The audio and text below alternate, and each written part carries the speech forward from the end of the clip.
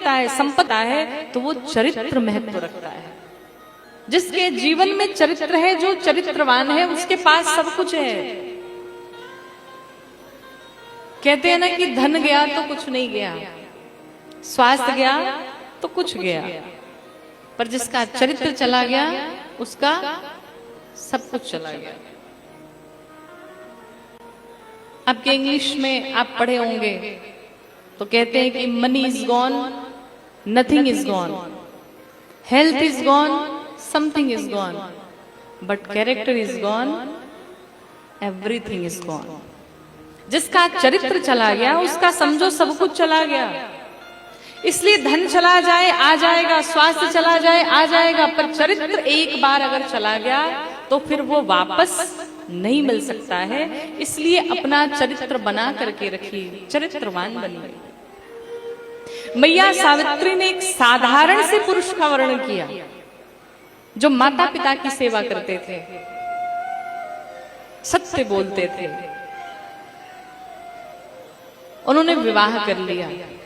नारद जी ने मैया सावित्री से कहा, आपको पता होना चाहिए कि ये अल्पायु हैं, इनकी बहुत कम आयु है। मैया ने कहा कोई बात नहीं, सब जानते हुए भी विवाह किया। एक दिन की घटना है, वृक्ष पर बैठे हुए थे सत्यवान,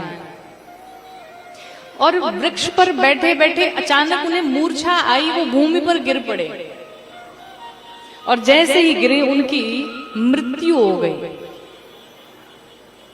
शरीर शांत हो गया। माता सावित्री ने अपने पति सत्यवान के सिर को अपनी गोद में रखा और लेकर के बैठ गई। अचानक से कुछ देर बाद देखा तो सामने यमराज खड़े हैं। मैया ने कहा कौन है आप? यमराज ने कहा तुम्हारे पति का शरीर शांत हो चुका है, मैं इन्हें लेने के लिए आया हूं। मैया ने कहा मैं इन्हें लेने नहीं जाने दूंगी।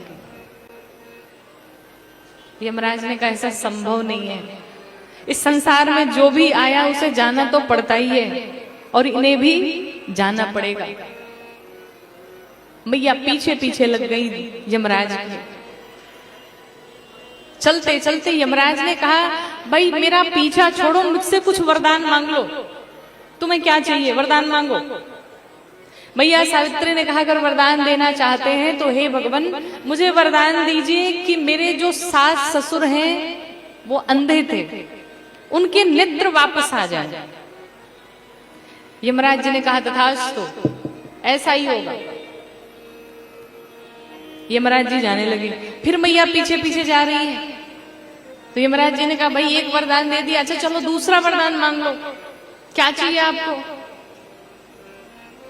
मैया ने कहा दूसरा वरदान अगर देना चाहते हैं तो मुझे ये दे दीजिए कि मेरे सास ससुर का जो खोया हुआ राज्य है वो वापस मिल जाए। यमराज जी ने कहा तथास्तु, ऐसा ही होगा। फिर भी पीछे पीछे चली जा रही है। यमराज जी ने फिर पीछे मुड़ के देखा तो मैया फिर आ रही है।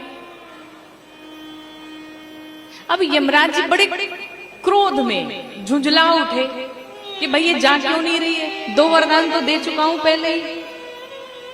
यमराज जी ने कहा आप तीसरा वरदान मांग लो पर यहां से वापस जाओ। मैया ने कहा अगर तीसरा वरदान देना ही चाहते हैं तो मुझे ऐसा वरदान दीजिए कि मैं 100 पुत्रों की मां बन जाऊं।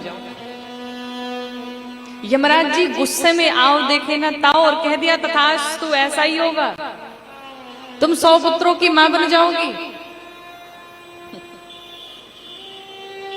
यमराज जी लेके जाने लगे। मैया को देखा तो फिर पीछे पीछे आ रही है। यमराज जी ने रुके और पूछे अब क्या हुआ, 3 वरदान दे चुका हूं, अब क्यों पीछे आ रही हो? मैया सावित्री ने कहा भगवान आपने मुझे वरदान दिया कि मैं 100 पुत्रों की मां बन जाऊं, पर मेरे पति को तो आप लेके जा रहे हैं, और मैं पतिव्रता स्त्री हूं, धर्मनिष्ठ हूं, चरित्रवान हूं।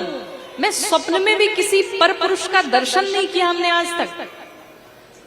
और जब हम इतने पतिव्रता हैं तो दूसरे से विवाह करना या सोचना किसी दूसरे के विषय में संभव है नहीं। और जब तक हमारे पति होंगे नहीं, हमारा पुत्र होगा कहां से? यमराज मैया सावित्री के इस व्यवहार से, इस भक्ति से बड़े प्रसन्न हुए और वापस उन्होंने उनके पति सत्यवान को वापस कर दिया।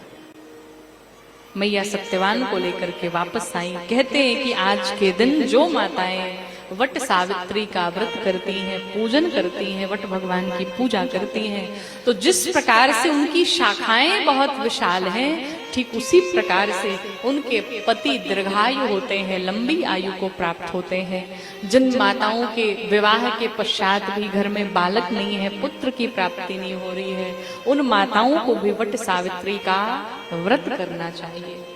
बोलो सावित्री मैया की।